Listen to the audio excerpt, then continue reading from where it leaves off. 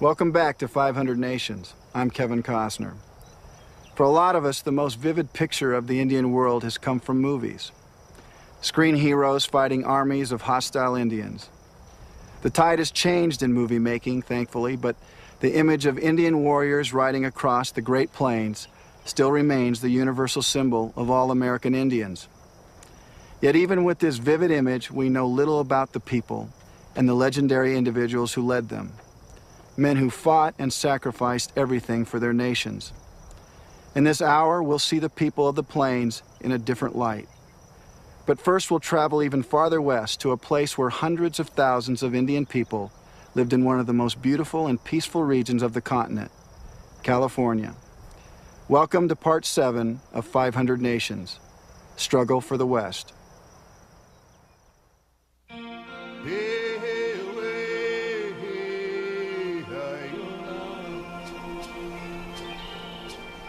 300,000 people lived in the diverse environments of California. They spoke 80 languages, worked, worshipped, and raised children on lands occupied by their ancestors since before the dawn of European civilization. Many California nations had evolved into highly structured societies. Among them, one of the largest was the Chumash, living on the coastal islands and along the coast in the area of present-day Santa Barbara.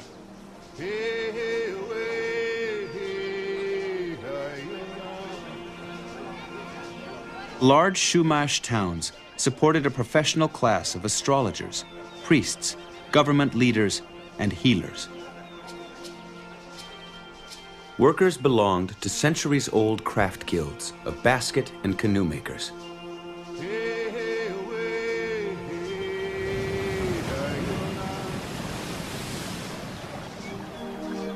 Workers also manufactured the flat shell beads that were the currency of the region.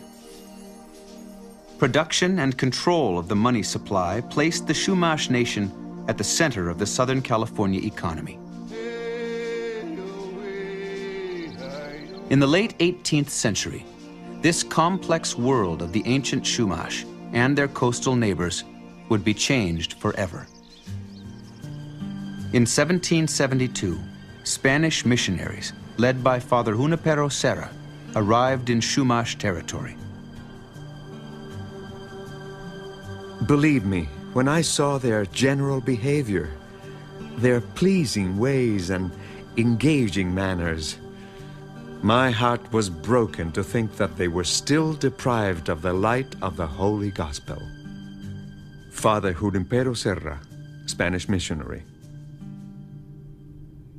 Ignoring the beauty and complexity of Chumash society, the Spanish set out to convert them to Christianity by whatever means necessary. I and two of my relatives went down to the beach to catch clams.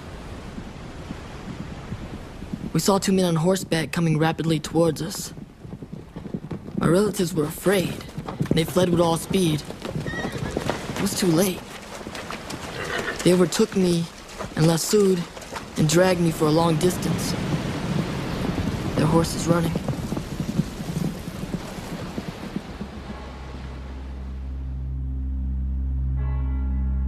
When we arrived at the mission, they locked me in a room for a week.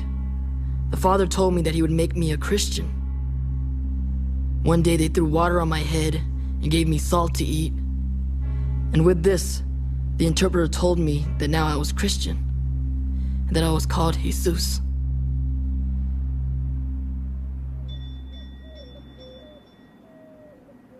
The building up of the mission into a coercive labor force didn't happen overnight. It was a gradual thing, but eventually they began forcing Indians to remove from their free way of life in their home villages and to be reduced to one central mission site to be controlled. Once a family was taken in to the missions, the missionaries separated children from their parents. All the little boys and the little girls at the age of 6 were locked up in children's barracks. So it was work, religion, and work all day long.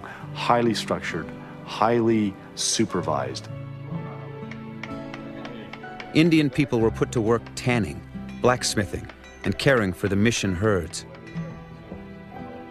They made candles, bricks, tiles, shoes, saddles, and soap. Labor was strictly enforced under the discipline of the lash. And thus I existed, till I found a way to escape. But I was tracked, and they caught me like a fox. They lashed me until I lost consciousness. For several days, I could not raise myself from the floor where they had laid me. And I still have on my shoulders the marks of the lashes. Hanitil kumiyai.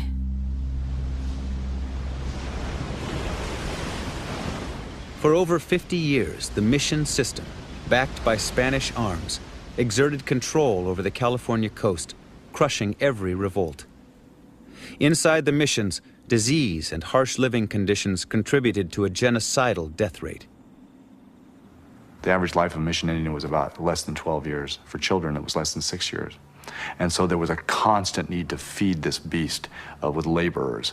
And one of the sad legacies of the missions of California is that when people go to them today, they don't even think about Indians. They say the Padres built the missions. That's nonsense. The California Indians built the missions. At the Santa Barbara mission alone, over 4,000 Chumash names filled the burial registry. Their bodies discarded in large pits near the church. In 1821, control of California transferred to Mexico after it gained its independence from Spain. The Mexican government secularized the missions. Indian people were free to leave. But 50 years had completely transformed their world.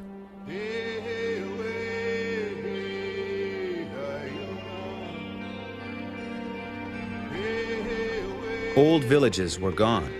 In their places were large Mexican estates. Even the mission lands they had worked and lived on became parts of vast private ranches. To stand by and watch these men take over the missions which we have built, the herds we have tended, to be exposed incessantly together with our families to the worst possible treatment and even death itself, is a tragedy.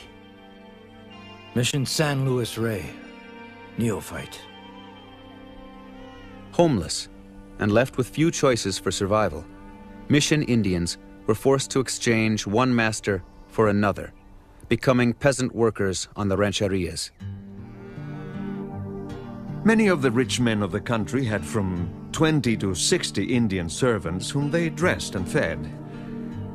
Our friendly Indians tilled our soil, pastured our cattle, cut our lumber, built our houses, made tiles for our homes, ground our grain, slaughtered our cattle, dressed their hides for market.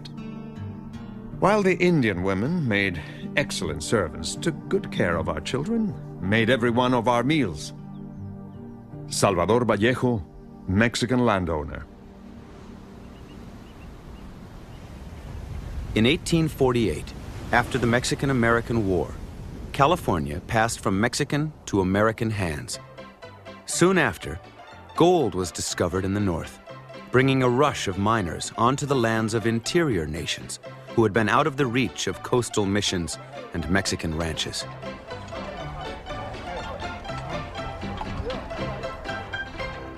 The majority of tribes are kept in constant fear on account of the indiscriminate and inhuman massacre of their people. They have become alarmed by the increased flood of immigration, much spread over their country. It is just incomprehensible to them. Adam Johnson, Indian agent. Miners came into Indian communities looking for women. Vigilante parties opened fire on men, women, and children, wiping out entire villages. It was open season on Indian people, derisively referred to as diggers. The Humboldt Times, Eureka, April 11. Headline, Good Haul of Diggers. 1 white man killed, 38 bucks killed, 40 squaws and children taken. January 17th, headline, Good Haul of Diggers. Band exterminated. In the 1850s, while the American nation was on the verge of civil war over the issue of slavery, demand for agricultural labor in California was so high that the state legislature passed an act legalizing Indian slavery. A company of United States troops, attended by a considerable volunteer force, has been pursuing the poor creatures from one retreat to another.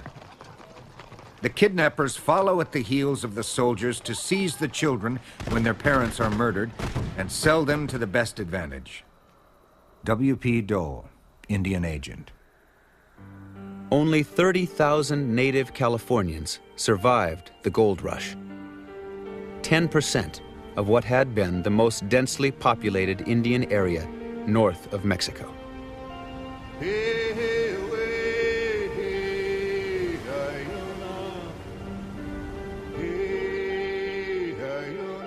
Upon my last visit to Ventura, I saw the last of the Ventura Indians. They were living in a tiny hut east of the mouth of the river. One of the old men told me they were very glad that I was not ashamed to talk the Indian language. They told me to continue in the use of it and keep the beliefs. If I did so, I would live a long time. Fernando Librado, Shumash. Fernando Librado lived to be 111 years old. I once went over to Dona Siana's house. I wanted to learn the swordfish dance. After the meal, I asked her to teach me the old dances, saying, "For you are the only ones left who know the old dances." Dona Siana began to cry, and I left saying nothing more. Fernando Librado, Shumash.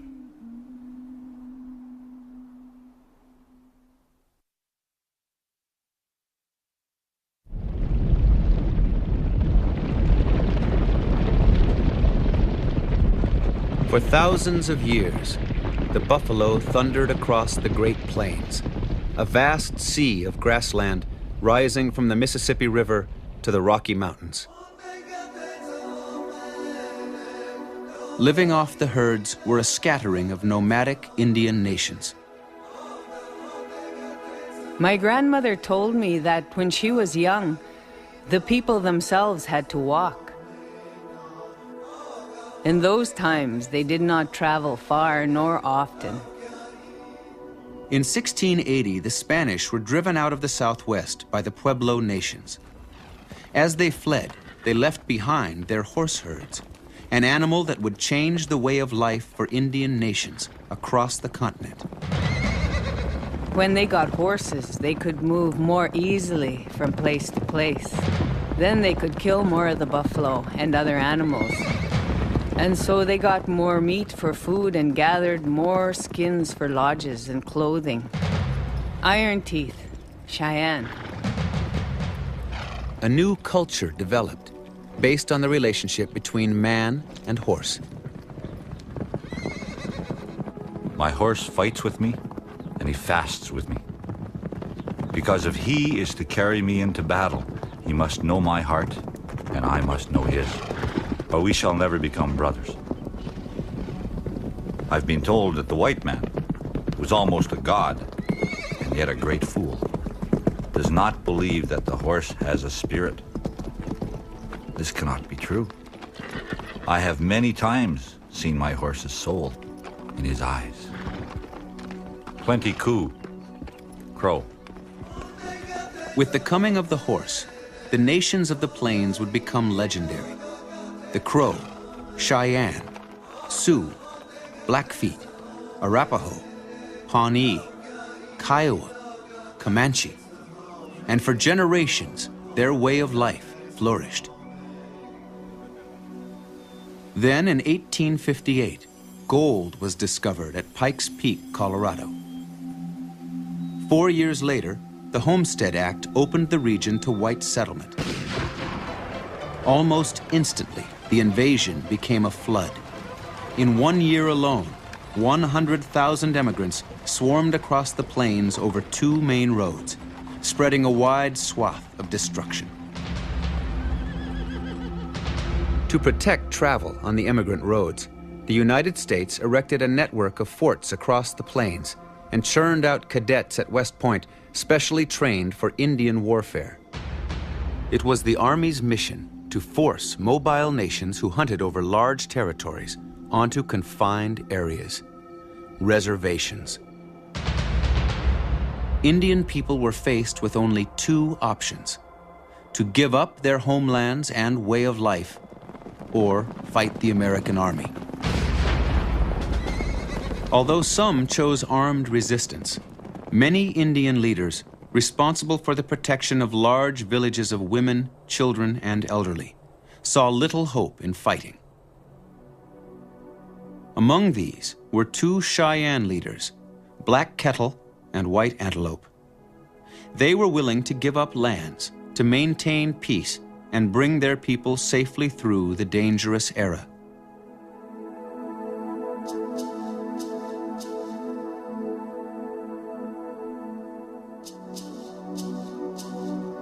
White Antelope and Black Kettle had a duty to their people to try to protect them.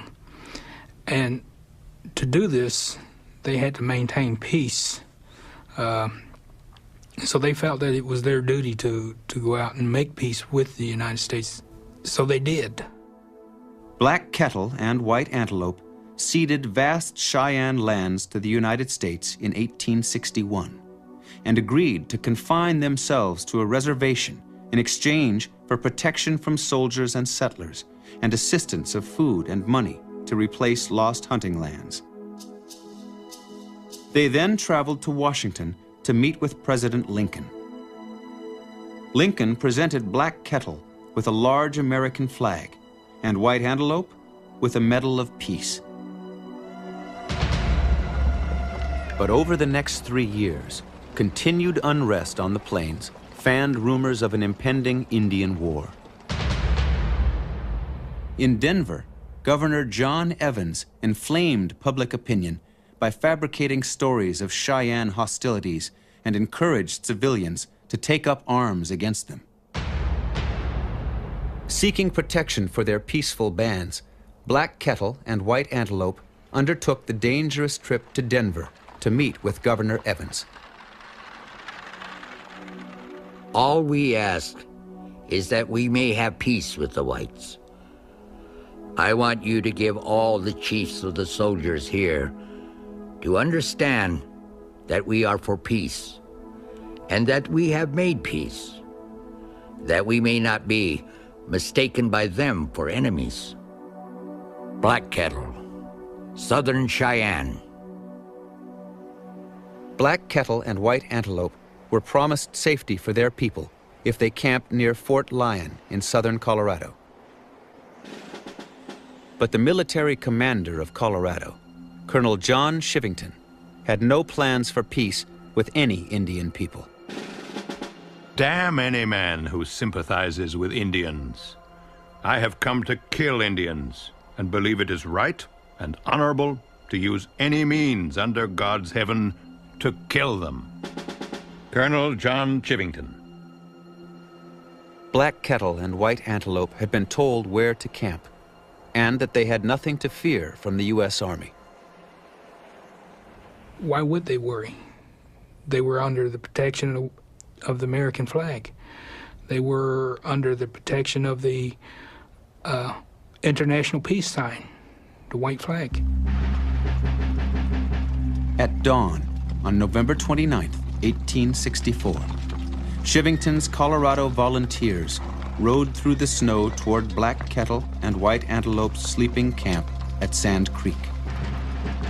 2 women were out picking up wood when they seen what they thought was buffalo, but it wasn't buffalo, and they threw down their sticks and started screaming and running towards the camp.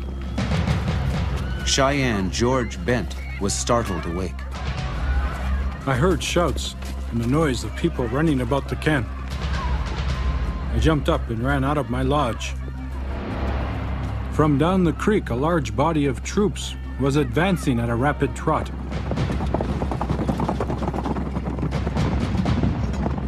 I looked toward the chief's lodge and saw Black Kettle had a large American flag tied to the end of a long lodge pole and was standing in front of his lodge holding the pole. Chief Black Kettle, he was out there in front protecting his people to show them that he wasn't afraid. And he was trying to tell them that, we made peace, we're at peace. Then the troops opened fire from two sides of the camps. The women and children were screaming and wailing. The men running to their lodges for their arms and shouting advice and directions to one another. White Antelope saw the soldiers shooting the people, and he did not wish to live any longer. My great-great-grandfather, White Antelope, he felt heartbreak that another treaty had been broken. A peace that they had been seeking for a long time had been shattered, had been broken. White Antelope stood in front of his lodge with his arms folded across his breast, singing the death song. And he cried. He sung his song. Nothing lives long. He raised his arms. Nothing lives long but the earth and the mountains. White Antelope, wearing the peace medal given him by President Lincoln, was shot dead in front of his lodge. Black Kettle and his wife ran toward the creek bed where people were desperately digging into the sand for protection. Before they could reach it, Black Kettle's wife was shot. Believing her dead, he ran on without her. Most of us who were hiding in the pits had been wounded before we could reach the shelter. And there we lay all that bitter cold day, from early in the morning until almost dark, with the soldiers all around us, keeping up a heavy fire most of the time. They finally withdrew about 5 o'clock. As they retired down the creek, they killed all the wounded they could find. That night will never be forgotten as long as any of us who went through it are alive. Many who had lost wives, husbands, and children, or friends, went back down the creek and crept over the battleground among the naked and mutilated bodies of the dead. Few were found alive, for the soldiers had done their work thoroughly. George Bent, Southern Cheyenne. Over 500 Southern Cheyenne people died. Black Kettle found his wife with 9 bullet wounds in her body, but miraculously, she was alive. The survivors straggled into another Cheyenne camp, while Shivington returned to Denver with over 100 Cheyenne scalps. My people were massacred. Terrible thing. Their spirits are still there at the massacre site. They'll never rest. Despite his loss, Black Kettle saw no hope in resistance. In 1868, his beleaguered band was camped along the Washita River on a government reservation. At dawn on November 27, 1868, almost 4 years to the day after the Sand Creek Massacre, U.S. Army troops under the command of George Armstrong Custer attacked the sleeping village. Black Kettle, his wife, and over 100 of his people were killed. The Cheyenne leader's quest for peace had come to a final bitter end, costing him his lands his freedom, and the lives of the people he had tried so desperately to protect.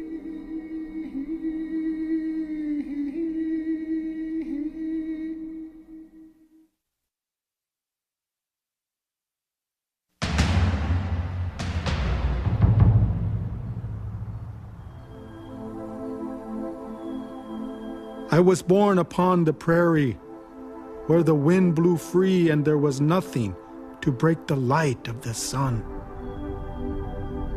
The white man has the country which we loved. We only wish to wander on the prairie until we die. 10 bears.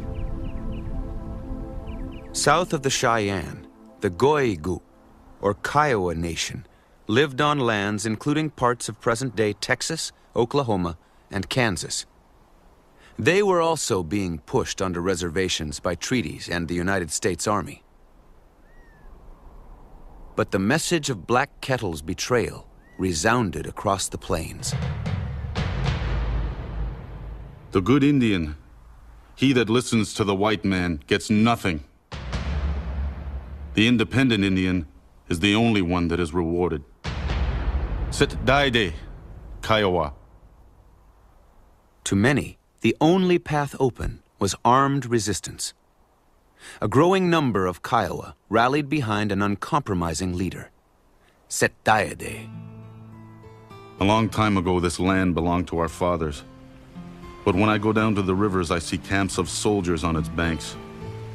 These soldiers cut down my timber, kill my buffalo. And when I see that, my heart feels like bursting. Set Daide, Kiowa. Set Daide was a deepening thorn in the War Department's side. In 1871, after leading a raid on a mule train in Texas, he was brought before General Sherman. Set Daide defiantly accepted responsibility for the raid. I led about 100 men to Texas to teach them to fight. This is our country. We have always lived in it. We were happy. Then you came. We have to protect ourselves. We have to save our country. We have to fight for what is ours. Set Daide was placed under arrest, shackled, and held in the crawl space below a Fort Sill barracks for 12 days. Finally, he was taken to Texas for trial. There, he was imprisoned. It would be 2 years before the Kiowa Nation was able to barter his release by surrendering their guns and horses. When Set Daide returned to the reservation where his people were confined, he found that the money, food, and supplies promised by the government as payment for their lands had not come through. And the lifeblood of the nation, the buffalo, were fast disappearing. Everything the Kiowas had came from the buffalo. Our teepees were made of buffalo hides. So were our clothes and moccasins. We ate buffalo meat. The buffalo were the life of the Kiowas.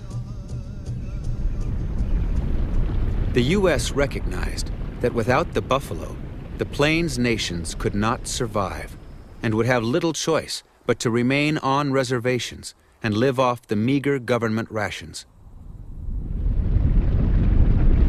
White buffalo hunters with high-powered Sharps rifles were encouraged in, and the slaughter began.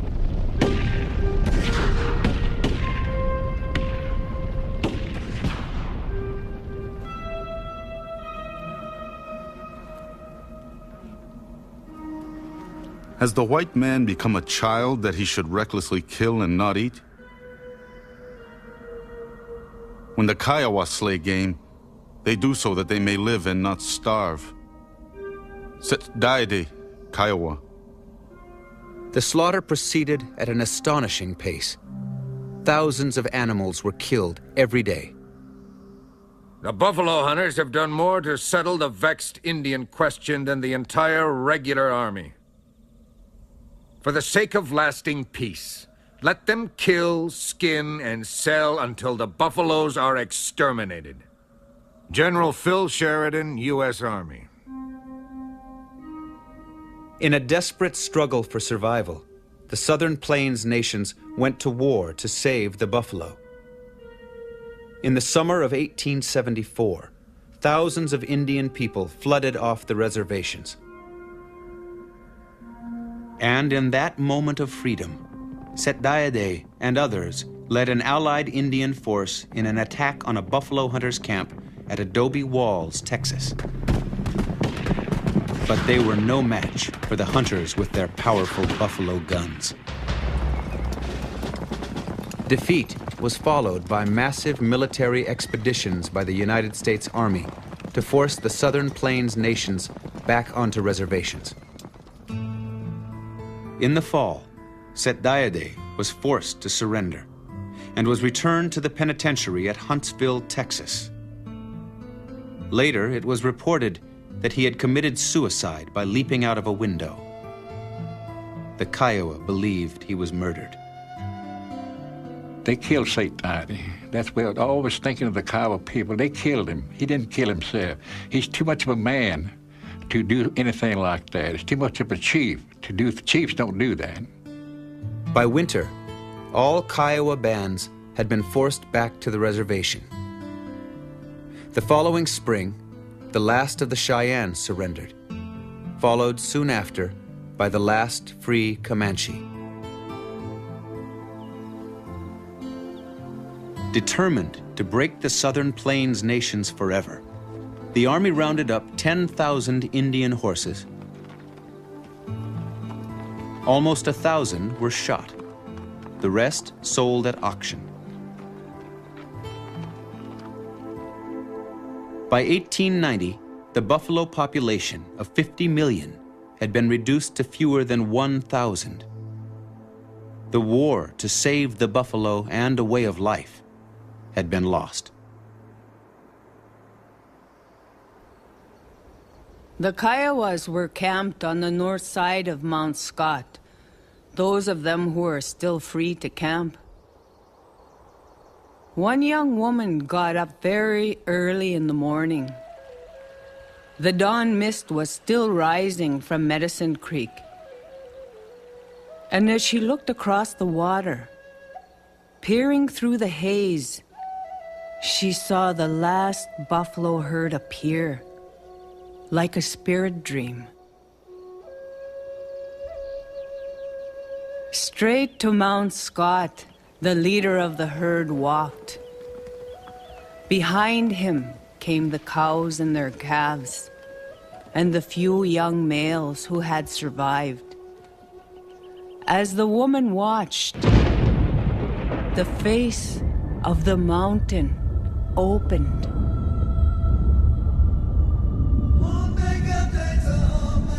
Inside Mount Scott, the world was green and fresh, as it had been when she was a small girl.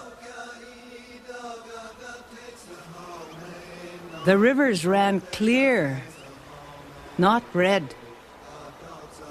The wild plums were in blossom, chasing the red buds up the inside slopes. Into this world of beauty, the buffalo walked, never to be seen again.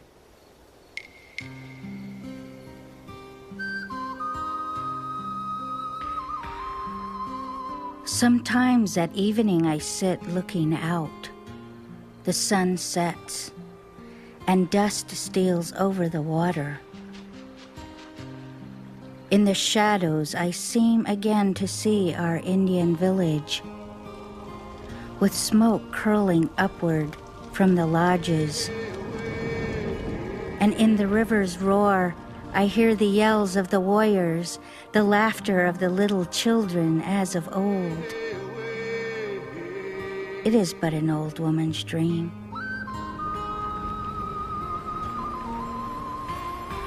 Again I see but shadows and hear only the roar of the river.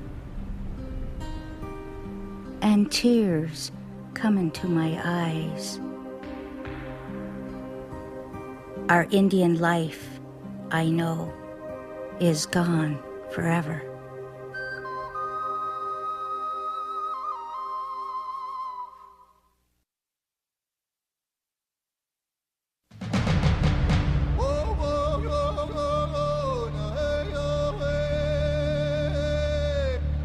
What treaty that the whites have kept has the red man broken?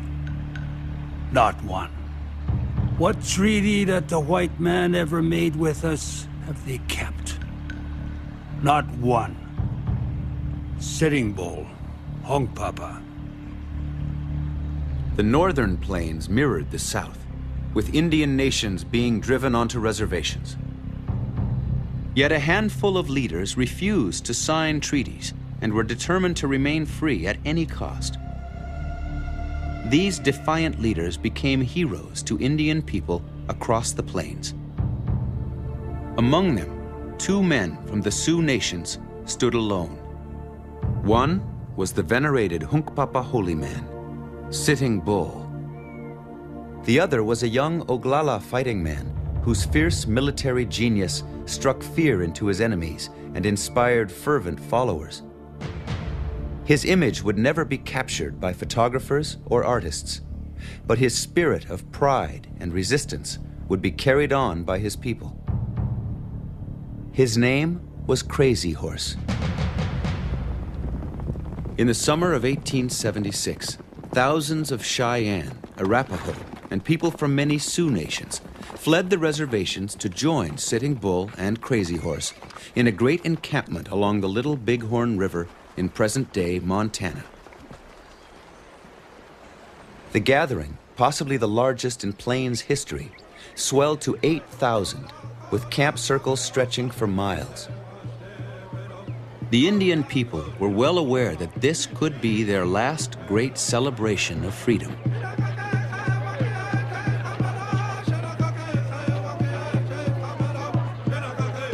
There, far from any white settlements, they would hunt the last remaining buffalo, feast, race ponies, visit with old friends and relatives, and join in a massive sun dance that would be remembered for generations.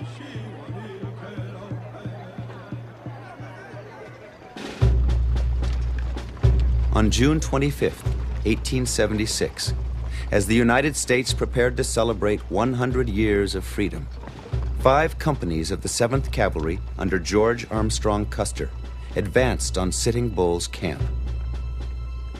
It was not until the dust from the 7th Cavalry rose over the hills that the startled encampment learned of the troops. 2 Moons, leader of the Northern Cheyenne, was swimming in the creek. I looked up the Little Horn towards Sitting Bull's camp. I saw a great dust rising. It looked like a whirlwind. Women were screaming and men were letting out war cries. We could hear old men calling, "Soldiers are here! Young men, go out and fight them!" Crazy Horse rode through the camp, gathering his men, as Custer's surprise attack stirred panic among the women and children. Children were hunting for their mothers. Mothers were anxiously trying to find their children. The air was so full of dust I could not see where to go. Wooden Leg, Northern Cheyenne. While the young men rode into battle, Sitting Bull rallied the men still in camp to protect the women and children. The Hunkpapa under Gall and the Oglala under Crazy Horse quickly rode out and counterattacked. Many hundreds of Indians on horseback were dashing to and fro in front of a body of soldiers. The soldiers were on the level valley ground and were shooting with rifles.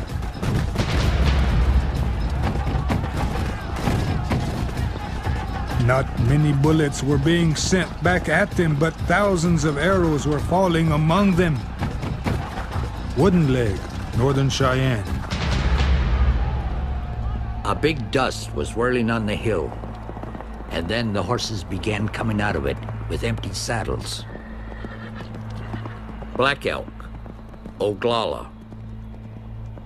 The battle was over in less than half an hour. Custer, 260 men of the 7th Cavalry, and as many as 150 Indian people lay dead. Cheyenne survivors of the massacre of Black Kettle's people along the Washita River exulted in the death of Custer, the man they called Woman Killer.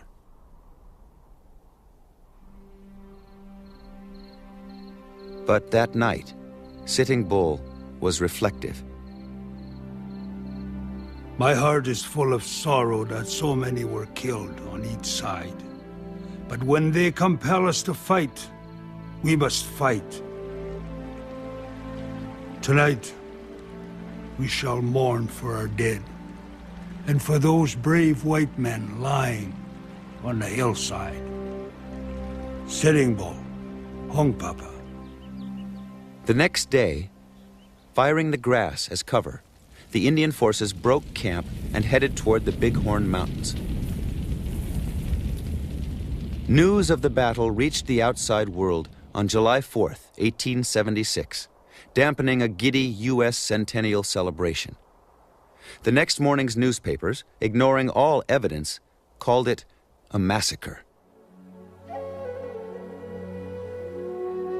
We felt that it was a great battle, not a massacre. The soldiers were going to compel us to stay on our reservation and take away from us our country. We were trying to get away from them. Runs the enemy, Cuthead Sioux.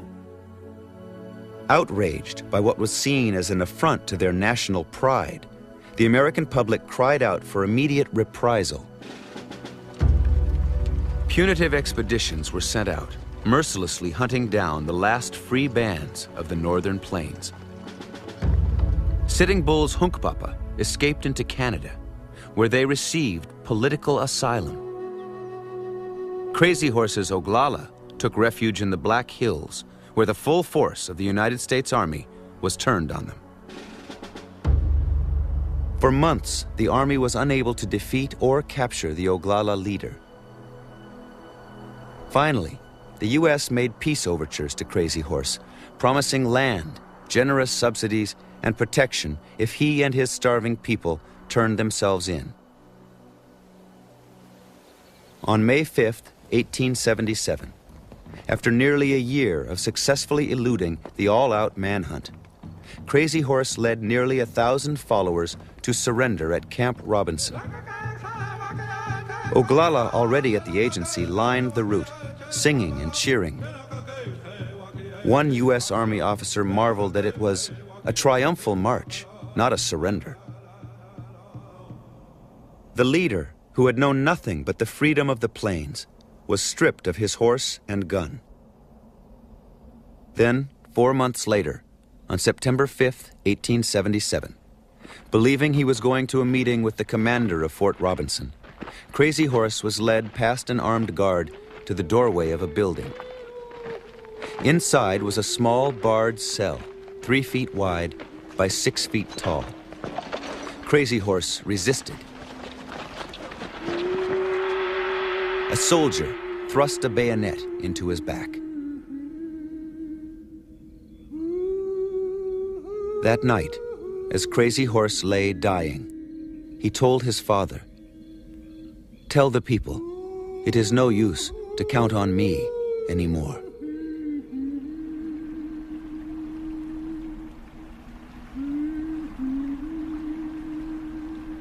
Crazy Horse was laid to rest near the creek called Wounded Knee.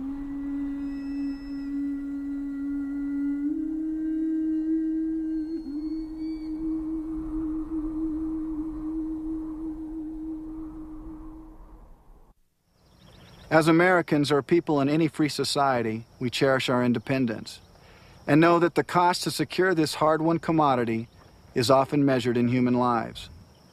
Think for a moment, what would happen if your freedom was placed at risk? Is it any wonder then that Indian nations fought to preserve theirs? Now imagine the unthinkable, being conquered. You're forced onto barren land and have no choice but to live under the control of the conquering government. In this last hour, we'll take you to the reservations of the 1800s, to the stark, bitter truth about the loss of freedom. But first we go to the epic struggles of two impassioned leaders whose resourcefulness and daring are synonymous with courage. Leaders whose words remain among the most moving in the history of the world, Chief Joseph and Geronimo.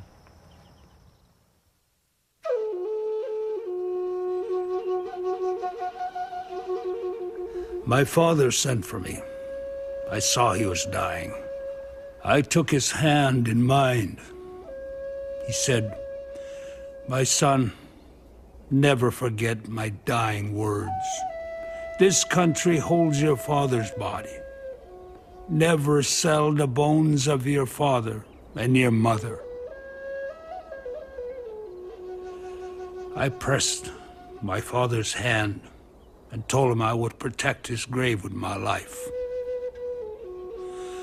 I buried him in that beautiful valley of winding waters.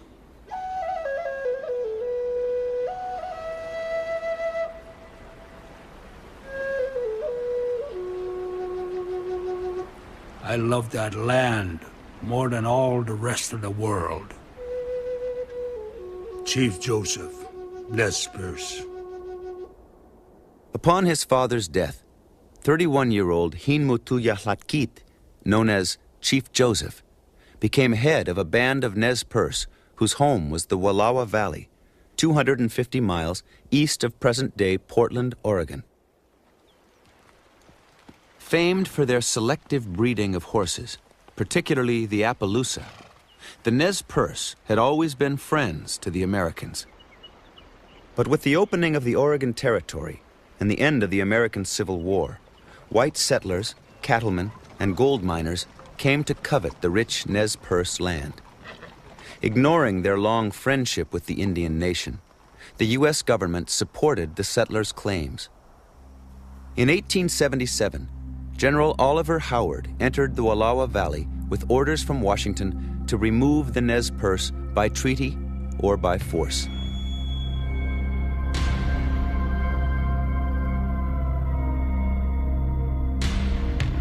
I did not want to come to this council, but I came hoping that we could save blood.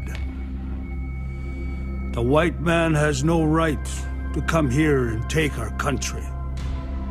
And we will defend this land as long as a drop of Indian blood warms the hearts of our men. Joseph was faced with a terrible choice: to betray his father's dying wish or to commit his people to war. Finally, he reluctantly agreed to relinquish his Wallowa Valley homeland. Despite Joseph's concessions, tensions remained high.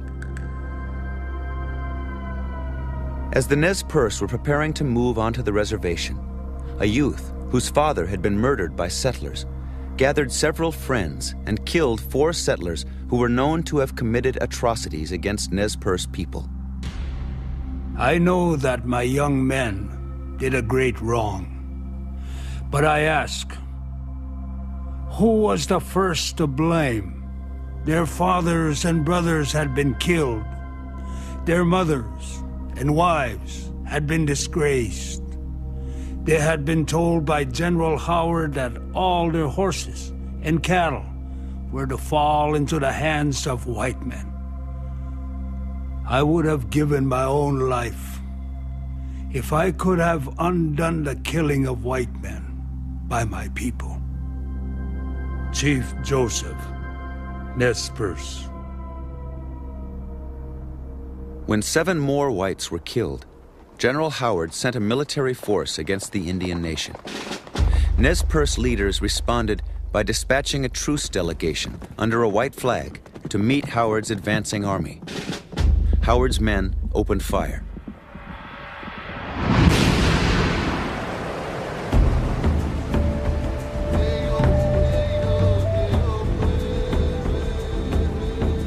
So began Chief Joseph's famous fight for freedom. Over 700 men, women, and children, with sick and elderly, enduring a 1,800-mile fighting retreat. The struggle would capture the imagination of the American public. Newspaper accounts made Chief Joseph a household name. With a military genius born of desperation, the 5 Nez Perce bands outwitted and outmaneuvered one military force after another as they made their way toward Sitting Bull's camp and political asylum in Canada. Circling through the mountains, canyons, and plateau prairies of Idaho, crossing the high ridges of the Bitterroot Mountains into Montana and Wyoming, colliding with frightened tourists in the newly created Yellowstone Park, the Nez Perce fought off in turn 4 armies commanded by veteran Civil War officers.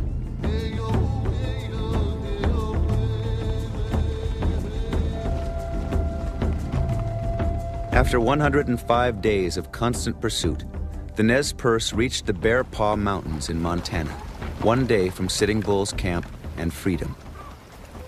They knew they had put safe distance between themselves and the pursuing armies and stopped for a last rest before moving across the border. What they did not know was that a new army had been dispatched by telegraph and was surrounding them as they camped. The Nez Perce were taken completely by surprise. The fighting was intense, and in the first moments, Chief Joseph and 70 others were cut off from the rest of the camp. With a prayer in my mouth, I dashed unarmed through the line of soldiers. My clothes were cut to pieces, my horse was wounded, but I was not hurt. As I reached the door of my lodge, my wife handed me my rifle, saying, "Here's your gun. Fight." They ran up the hill when the fighting was going on. They're tearing the camp down there. She had this little baby and her girl by the hand, and they said there was kind of a trees, like there was a big log there, so they crawled under that log to kind of hiding from the soldiers that might come and probably shoot them down too.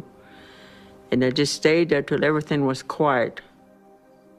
The battle raged throughout the first day with heavy casualties on both sides, including the leaders of 3 of the 5 Nez Perce bands.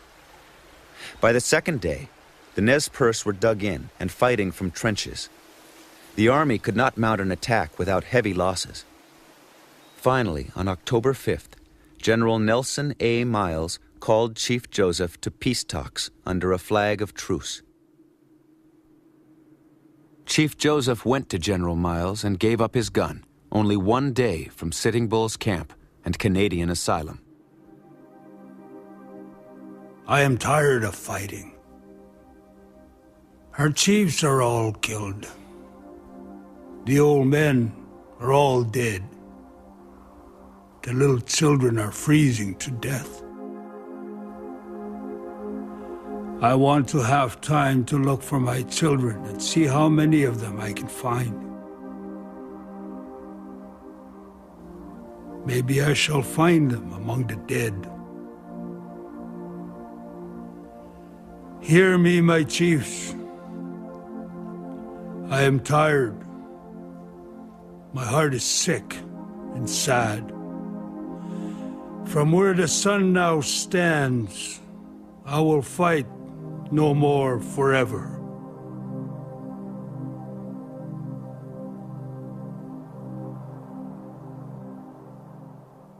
But the United States would not honor the terms of Chief Joseph's surrender. The captured Nez Perce were shipped south to a malaria-infested reservation at Fort Leavenworth, Kansas, before final relocation to Oklahoma Territory. Chief Joseph had put down his gun, but he had not given up the struggle for his homeland. He would devote the rest of his life to honoring his promise to his father and fighting for his people. He traveled to Washington, D.C., where he passionately argued his case before Congress. I have heard talk and talk, but nothing is done.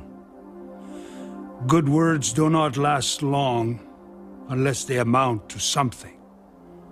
It makes my heart sick when I remember all the good words and all the broken promises. In 1885, after 8 long years and a massive campaign launched by Eastern philanthropists, Chief Joseph's people won the right to return to the Northwest, but not to their beloved Wallowa Valley. The cattlemen who occupied it threatened to kill Chief Joseph if he returned. Forever banished from his country, Joseph and 150 members of his band were taken under military escort to a reservation in Washington Territory. There, in exile, Chief Joseph would die. The doctor that was there to examine the Joseph, his plea was that Joseph lost his life account of his broken heart.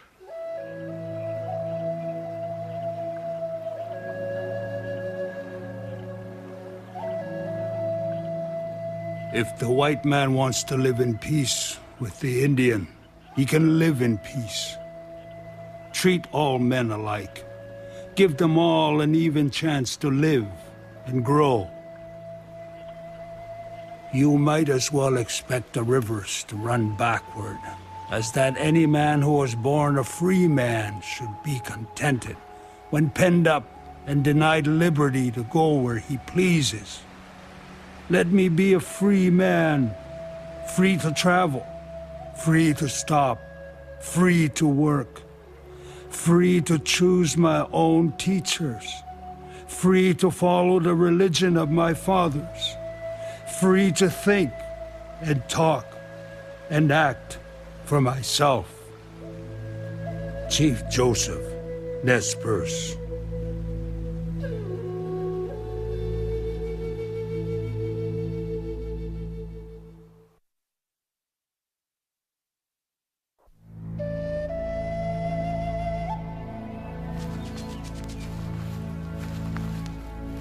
When I was young, I walked all over this country, east and west, and I saw no other people than the Apaches. After many summers, I walked again, and I found another race of people had come to take it. Cochise, Chokonen. When California became part of the United States in 1848, a new flow of military and civilian traffic headed west. Many, bound for Southern California, took a route near the Mexican border that went through the lands of Apache nations, the Chokonen, Bidonkahe, Nidnai, and Cheyenne Apache. The Apache had a long and successful history of defending their lands against aggressive Spanish and Mexican invaders. But as the newest arrivals, the Americans, crossed their lands, most Apache held no grievances against them, and their leaders made every effort to accommodate the travelers. At last in my youth came the white man. Under the counsel of my father, who had for a long time been the head of the Apaches, they were received with friendship. Soon their numbers increased, and many passed through the country. We lived in peace. Cochise, Chokonen. In February of 1861, a charismatic Chokonen leader, Cochise, was summoned to a meeting with an inexperienced Army lieutenant named George Bascom. Bascom accused Cochise of kidnapping a child from a nearby ranch. Cochise denied that any of his band had done the kidnapping.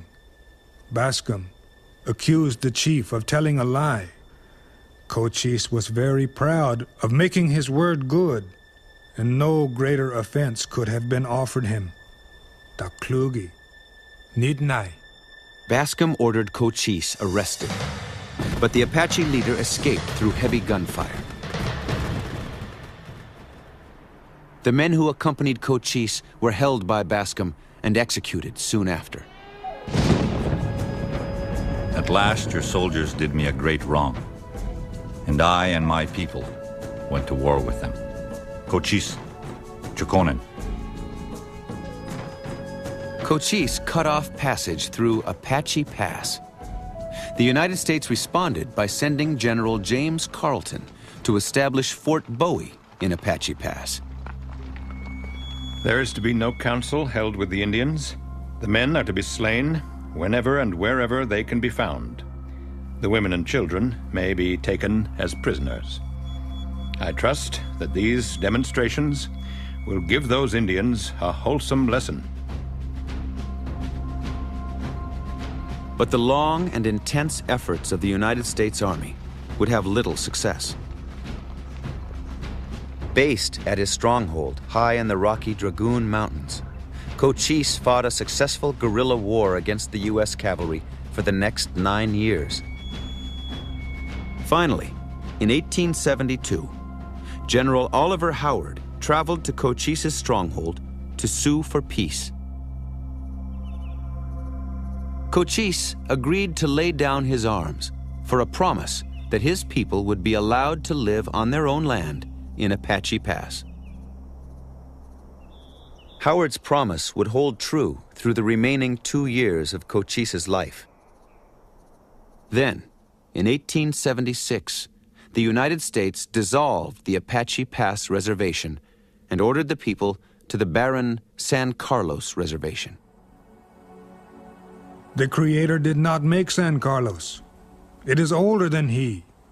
He just left it as a sample of the way they did jobs before He came along.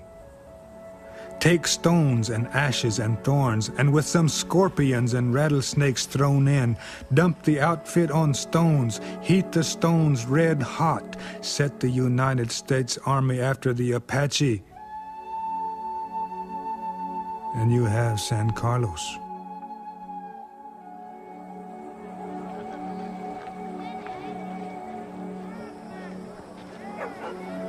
Of those ordered to relocate, 2/3 refused, preferring to follow a new generation of Apache leaders. Leaders committed to freedom at all costs. Among them were Ho, Nana, Loco, Victorio, and Geronimo.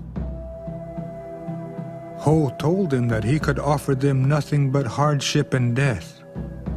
As he saw it, they must choose between death from heat, starvation, and degradation at San Carlos, and a wild, free life in Mexico. Short perhaps, but free. Let them remember that if they took this step, they would be hunted like wild animals by the troops of both the United States and Mexico. All of us knew that we were doomed, but some preferred death to slavery and imprisonment. Taklugi, Nidna.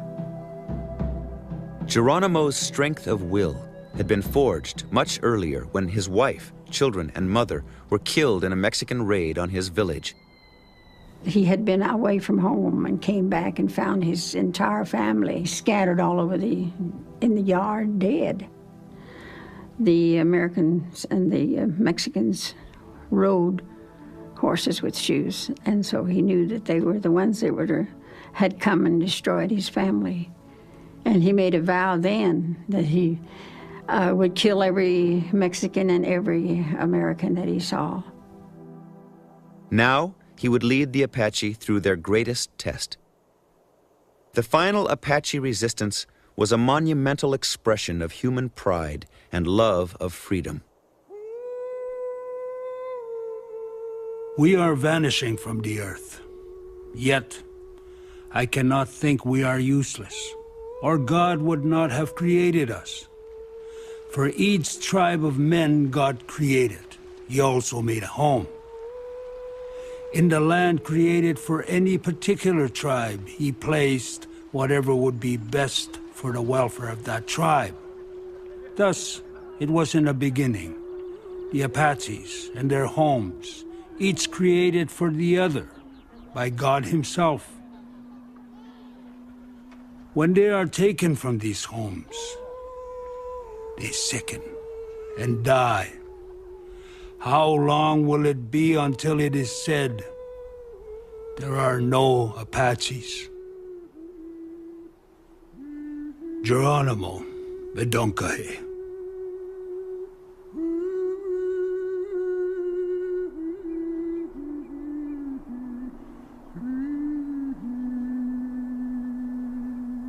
For a decade, the Apache surmounted overwhelming odds. By 1886, Geronimo's tiny band was being hunted across the mountains by 8,000 troops from Mexico and the United States.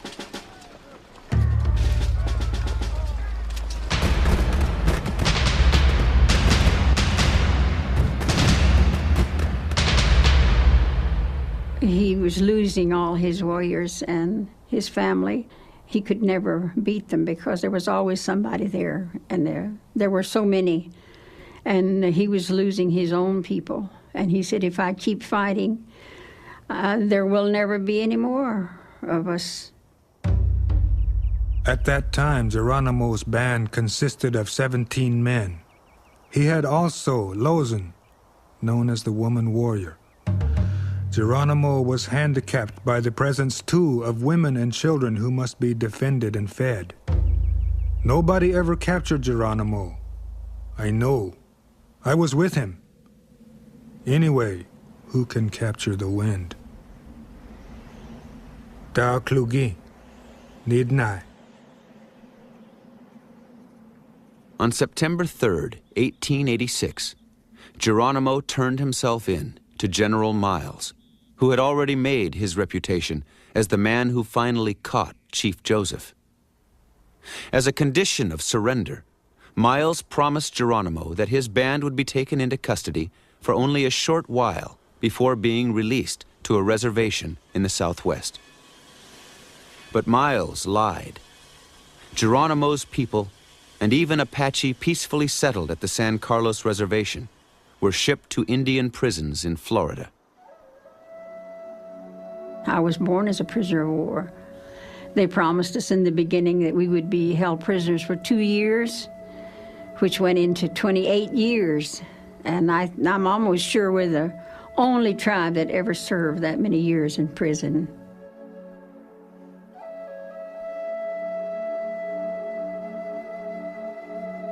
Geronimo would not live to be a free man. After 23 years as a prisoner of war, he died in 1909.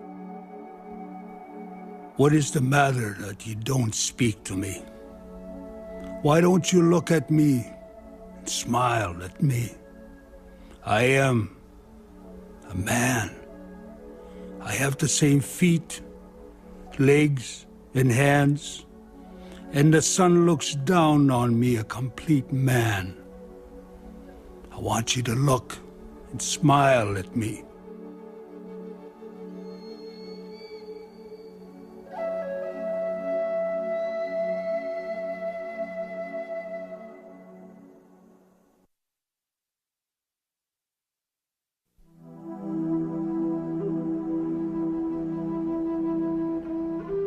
By the late 1800s, reservations had become virtual concentration camps. Most were on barren lands, useless for farming and devoid of game. Indian people were forced to live off of U.S. food rations, promised in treaties in return for their lands. Providing subsidies and food for over 200,000 Indian people was big business. The distribution system quickly became a corrupt network of government agents and their partners, known as the Indian Ring. If they bring any goods for the Indians, the agents live off of them. And pay has been taken by the agents. And they have put money in their pockets. The steamboat came in the night and took away boxes of goods so that the Indians would not know it. Struck by the weree, Yankton. Robbing nations of their meager government subsidies, the Indian Ring left the people in abject poverty. And they hoped it seems to me to take away the spirit of the people, so that we become more docile, so to speak. We would then only depend upon them for the way to be. We would have to go to whoever brought out the rations. I noticed a small group of Indians who sat under a tree. All were dirty, ragged, and lean. Soon an Indian woman and a young girl hurried into the group and laid down packs and opened them. I could see spread out there some dingy meat, evidently waste from a butcher's shop, and some discarded scraps of stale bread and other stray odds and ends of food. I felt a wave of fury toward our government's whole Indian policy. Thomas Tibbles, reporter. Many Eastern reformers were determined to break the Indian ring, but they believed that the only lasting solution was change, not only for the bureaucrats, but for the Indian people themselves. Indian ways were judged as backward and wrong, that for their own good, their cultures had to be erased. Indian people were to be remade in their reformers' image. The Indians' only safe future can be found in merging their interests with ours and becoming part of the people of the United States. Their safe course is to quit being tribal Indians, to go out and live among us as individual men, to adopt our language, our industries, and become a part of the power. Richard Pratt, Director, Carlisle Indian School. The policy of stripping Indian people of their cultures became official with the 1887 passage of the General Allotment Act. The act broke apart communal land holdings, assigning plots to individuals in an effort to force them to live like white farmers. As long as Indians live in villages, they will retain many of their old and injurious habits. Heathen ceremonies and dances, constant visiting. I trust that before another year is ended, they will generally be located upon individual land or farms. Government Commissioner. Supported by an alliance of Eastern reformers and Western land speculators, allotment attacked both the sovereignty of Indian nations and the fundamental concept of land belonging to all the people. This is only another trick of the whites to take our land away from us. And they have played these tricks before. Hollow Horn Bear, Ogallala. The allotment system was ripe for massive fraud. Corrupt agents declared small children, dogs, and horses as allottees, then seized their lands and sold them. Indian orphans were shuffled off to white families who adopted them to obtain title to their allotments. After allotment plots were handed out to Indian people, the U.S. government was free to sell the remaining reservation lands to whites.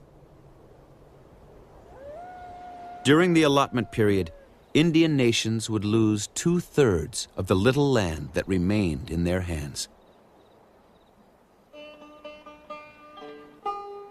2 years after the passage of the Allotment Act, Oklahoma Indian Territory was officially opened to settlers.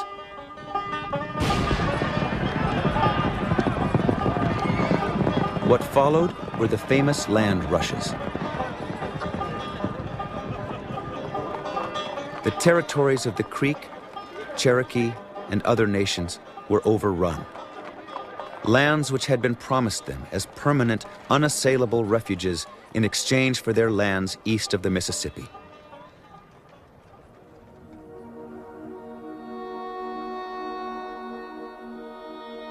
But of all the government policies designed to end Indian cultures, the cruelest was yet to come.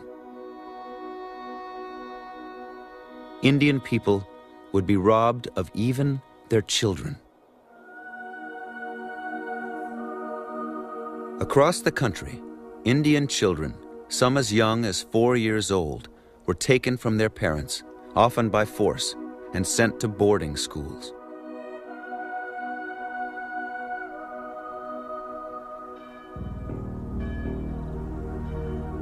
At the boarding schools, children were stripped of all outward appearances linking them to their Indian past.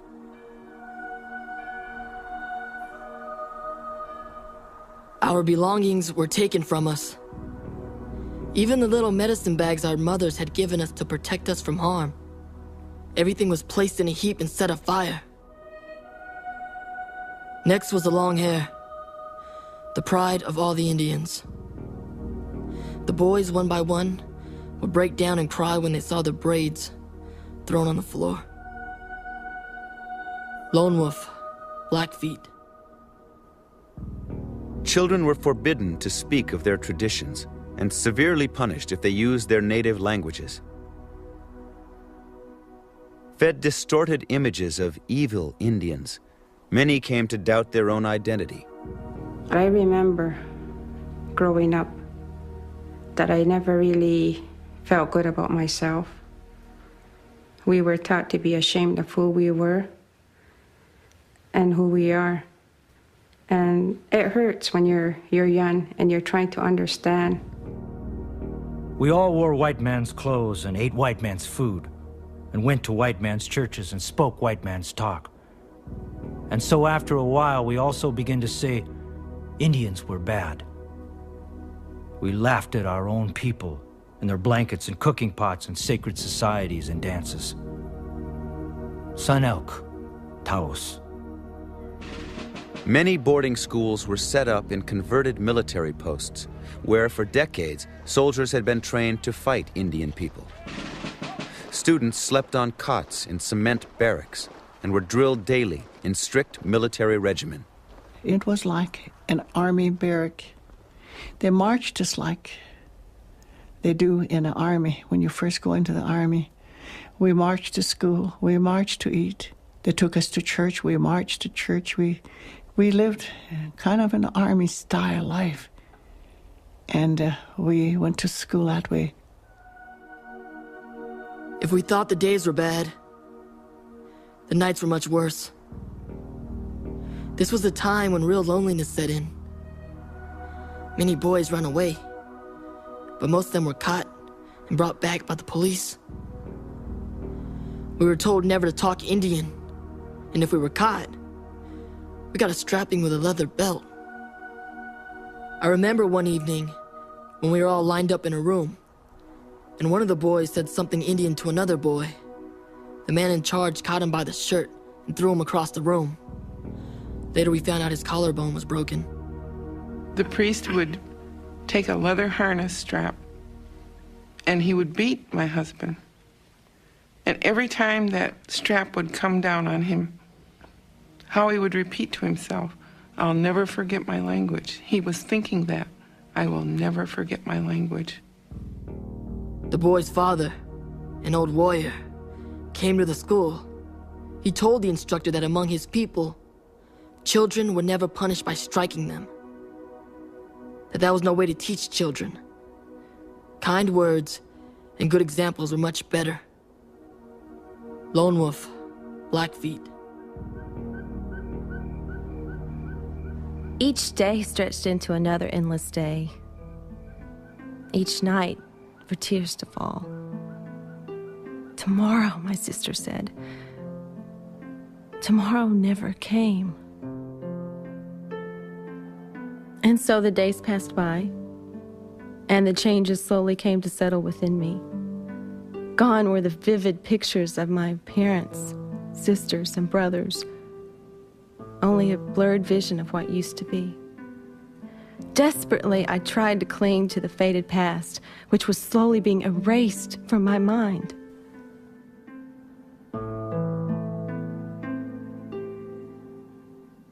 For traditional cultures, the effect was devastating.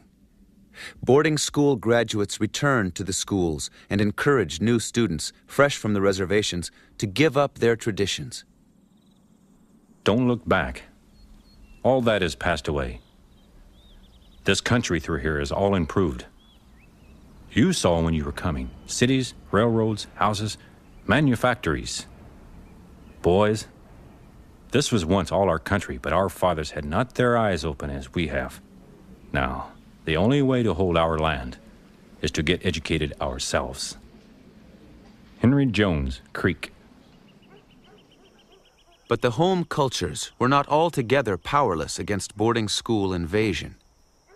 Many held firmly to their traditions, and returning graduates who did not readapt found they had no place in their old world.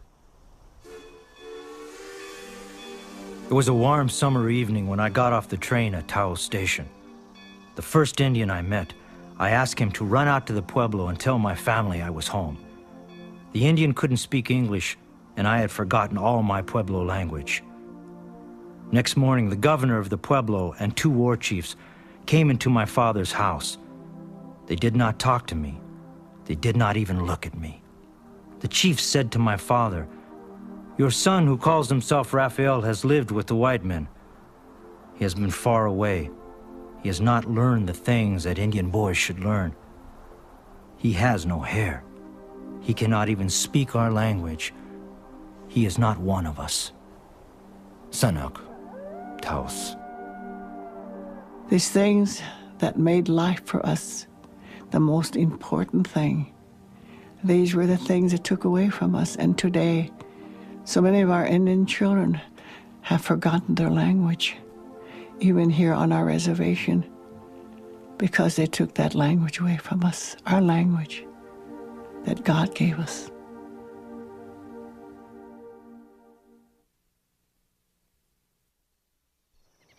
When we started this series, we wanted to make sense of how a continent of some 500 Indian nations became what it is today. What we found was an ironic path. Newcomers looking for freedom and tolerance, but showing little of those virtues to the people they encountered. Many Indian nations have survived. Today, there are over 10 million Indian people in North America, with 2 million in the United States alone. They no longer face conquistadors or invading settlers, but they continue to deal with the complex struggle to maintain their cultures and quality of life. It's difficult to explain, like the native people are like a root, you know, where everything grows there. It's their community, it's their land. And that's where they live. That's where they are born. That's where they have their grandparents buried. The ancestors were there. Their language is there. Everything is there. And then you ask them to change their way of life. So you carry them away. I say it's just like when you try to plant a tree, let's say a spruce tree, in a desert land. Even though you put water in it, it's going to dry, it's going to die. Our people, our families had been telling us all these stories all these many years. And at last, we finally set foot and walked in the areas and slept in the country where our grandmothers and grandfathers started from.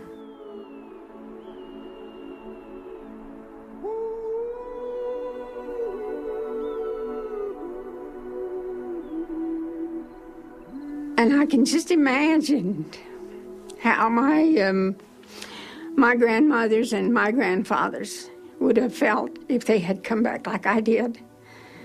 And I saw those places for them. I was able to return. I think a lot of times the general public doesn't understand where the Native Americans, their feelings of what's happened to them in the past and where they're coming from and why they're sometimes withdrawn, why they haven't really jumped into the mainstream life. I think what present-day Americans have to learn is that our heroes are not their heroes, and their heroes are not our heroes. And when I went to school, just as you and everyone else in this land, we've all been exposed to the same value system, the same perspective on history. The lesson that is there, the very important lesson today for all people, is to realize the value of an alternative perspective. And that is why we are here. That is why the Creator allowed some of us to remain in spite of all the attempts to destroy us. Every tribe has had their great swamp in that process. Every tribe has had their sand creek. Every tribe has had their wounded knee. The list is endless, and we've all shared in that same experience.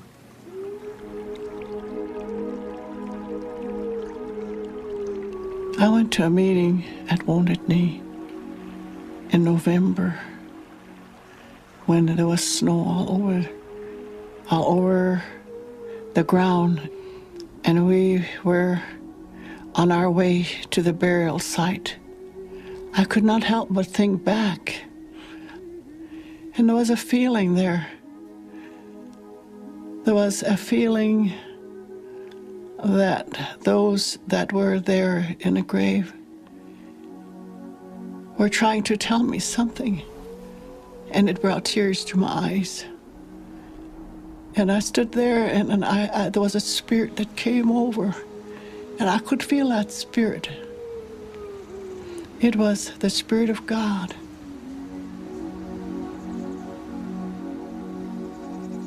There is a mightier power than kings and presidents who guides the minds of the people. A higher power. The mandates are very simple. You know, that we must live in the land that the Creator gave to us and look after His gifts so that our great-great-grandchildren will be able to enjoy the same things that we enjoy today. If we look at natural laws in a very simplest form, is that you must drink water to survive. So if you pollute the water so that you can't drink it, then you will perish. And there's no appeal to this if you violate the natural laws. Someday, I fear that the land that we have here now will be taken because some of the treaties state that as long as the water flows and the grasses grow, that we will be here. But our rivers are drying up, and when the water is gone, what will happen then? And what's going to happen to my children? Our cultures have been assaulted, our lands have been stolen, but we're still here as a people. And we're fighting the same battles that have been fought for the last 300 years. They're unresolved. And it's up to us to resolve them in a fair and honorable manner. Destiny is not a matter of fate. It's a matter of choice. And we have some choices to be made here.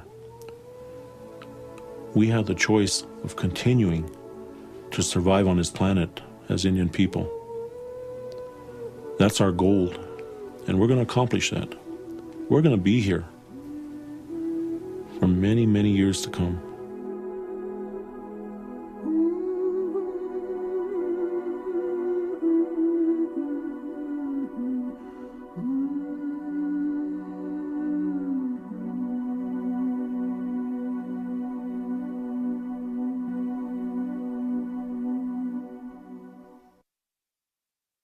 Tall Oak of the Narragansett Nation said it was his destiny, perhaps that of all Native people, to be the conscience of America, to see that the tragedy of the past would never be repeated.